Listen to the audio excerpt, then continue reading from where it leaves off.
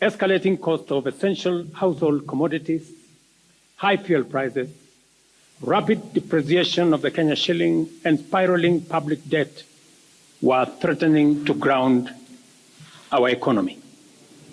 My administration has worked hard and consistently so that today the prices of essential commodities like unga have dropped from 240 shillings for a 2-kilogram packet to Kenya shillings 100, majorly attributed to our fertilizer subsidy program, the resilience of our farmers, and good rains that were given to us by God.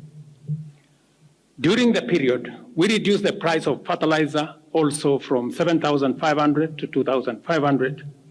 Petrol prices have come down from a high of 217 to now 187 a litre.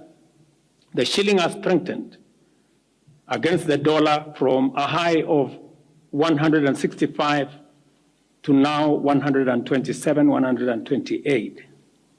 We have made significant progress in pulling the nation back from the brink of debt distress. Our debt situation is better managed, and our budget now has space for investment and in programs aimed at easing the hardship on vulnerable people and creating opportunities for our young people. Our GDP grew by 5.6% last year, ranking Kenya among the 27 fastest growing economies in the world. Our inflation figures have fallen from a high of 9 and 8 in May last year to 5% in April this year. It is instructive for the nation to know that for every 100 shillings we collect as taxes, we spend 61 shillings in debt service. We have paid Kenya's Eurobond debt that was borrowed in 2014 of $2 billion that has been hanging around our neck. We paid the last installment of $500 million last week. Today, Kenya's debt burden is much less, more sustainable, and we are on course to redeem our country from the discomfort of debt and assert our sovereignty. Early this year, Treasury had proposed a budget of 4.18 trillion. I did direct that it be reduced by 200 billion to come down to 3.99 trillion. The Finance Bill 2024, generated to actualize this budget, underwent public participation, which resulted to concessions by which we agreed to drop proposals on VAT on bread, motor vehicle circulation tax, VAT on locally manufactured diapers and sanitary pads, as well as excise duty on money transfer services, among others.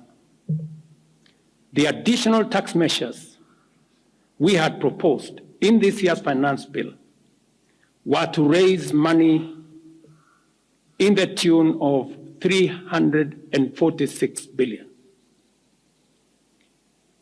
When the concessions were made, subsequent to public participation that was undertaken by Parliament, that came down to 200 billion. I had made this proposal taking into account our situation and the priorities that are there. I want to thank the members of Parliament seated behind me and those who voted yes for identifying the priority areas of our nation. Because when I made the proposals to Parliament with my cabinet, we had certain critical priorities for the nation. Number one, is our agriculture. We did make recommendation, and part of the money we were going to raise from the finance bill was 10 billion shillings that will go to fertilizer subsidy, 18 billion shillings that would go to making sure that junior secondary school teachers, 46 of them, 46,000 of them would be confirmed on permanent and pensionable basis. We are very clear in our minds that education being the greatest equalizer, no child in Kenya should go to a school where there is no teacher or where there are no adequate teachers. It is because of that reason that in this finance bill also, we had committed to hire an extra 20,000 teachers. We also had envisioned, because of the program of last mile connectivity to homes, especially in rural areas, we had committed 14.5 billion shillings, 50 million for every constituency for the last mile connectivity. Because we realize that there are many people who today cannot go to hospital because they cannot afford, because they have no health insurance.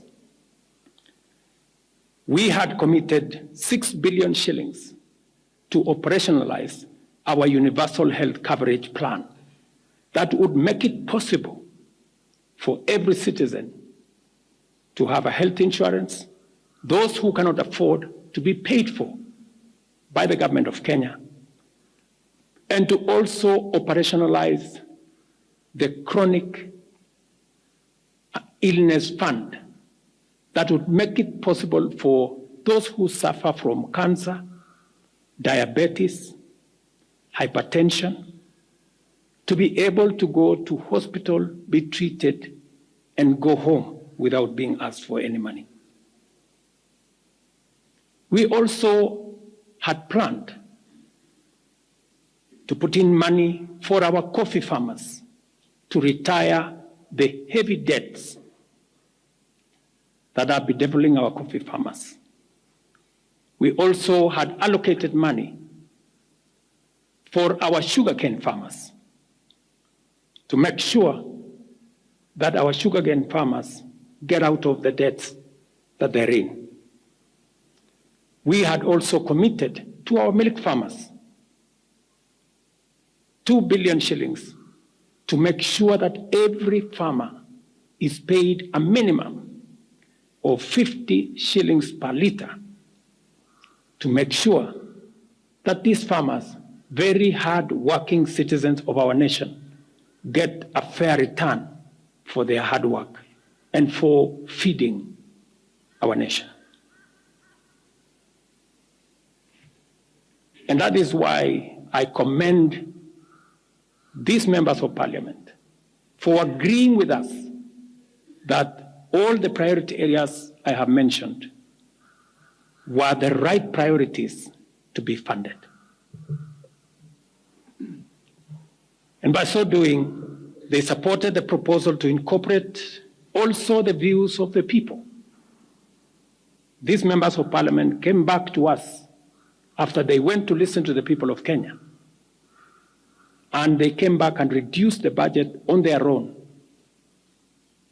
by 146 billion shillings. Notwithstanding all these concessions, it has become evident that members of the public still insist on the need for us to make more concessions. And because I run a government but I also lead people. And the people have spoken. I am grateful to all the members of the National Assembly who voted yesterday affirmatively for the Finance Bill 2024 as amended on the floor of the House to incorporate the views generated through public participation. And following the passage of the bill, the country witnessed widespread expression of dissatisfaction with the bill as passed, regrettably resulting in the loss of life, destruction of property, and disintegration of constitutional institutions. On my own behalf, and on behalf of these members and many other Kenyans, I send my condolences to the families of those who lost their loved ones in this very unfortunate manner. Consequently, having reflected on the continuing conversation around the content of the Finance Bill 2024, and listening keenly to the people of Kenya who have said loudly that they want nothing to do with this Finance Bill 2024, I concede, and therefore I will not sign the 2024 Finance Bill, and it shall subsequently be withdrawn, and I have agreed with these members that that becomes our collective position.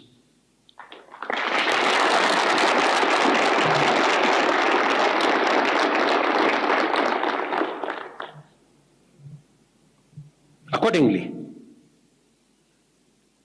there is need for us as a nation to pick up from here and go into the future. And I am therefore proposing that because we have gotten rid of the Finance Bill 2024, it is necessary for us to have a conversation as a nation going forward. How do we manage the affairs of the country together? How do we manage our debt situation together? How do we work on the budget with the deficits that now exist together? And as I committed last Sunday, I will be proposing an engagement with the young people of our nation, our sons and daughters, for us to listen to them. As I said on Sunday, listen to their views, listen to their proposals, their ideas, their concerns, and what they think we should do better as we go forward. I am also recommending a multi-sectoral, bipartisan, multi-stakeholder engagement from civil society, religious organizations, professional bodies, for us as a nation to speak to the future of our country, again, together. And this will be on matters that are contained in the bill and matters that the people of Kenya have canvassed in the conversation that has been going on. In this regard as well, I am directing for immediate further austerity measures to reduce expenditure, starting with the Office of the President, the entire presidency, and extending to the entire executive arm of government. Operational expenditure in the presidency be reduced to remove allocations for the confidential fort, reduce travel, hospitality, purchase of motor vehicles, renovations, and other expenditures. This will cover the entire presidency and also the executive arm of government. I also propose that equally, Parliament, the judiciary, and county governments, working with the National Treasury, also undertake budget cuts and austerity to ensure that we do live within our means, respecting the very loud message that is coming from the people of Kenya.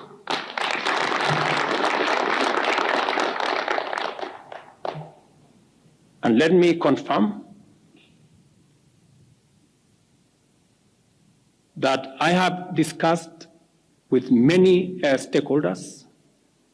I will be meeting some of them shortly after this meeting on charting a way forward that makes sure that we carry the whole nation in this very important journey as we go into the future as a country. Let me also confirm that as we deal with austerity, the loud message on dealing firmly, decisively, and expeditiously with corruption is a matter that we have discussed and we have agreed that it will take the front banner as we go into the future. We will continue to do this and carry out this very important conversation. And I want to remind us that we should proceed within the foundational principles upon which our nation is founded, namely constitutionalism, adherence to the rule of law, and respect for constitutional institutions. We must continue to operate within the parameters of the law.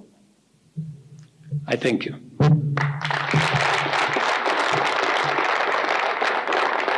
I will take a few questions, 3 questions to be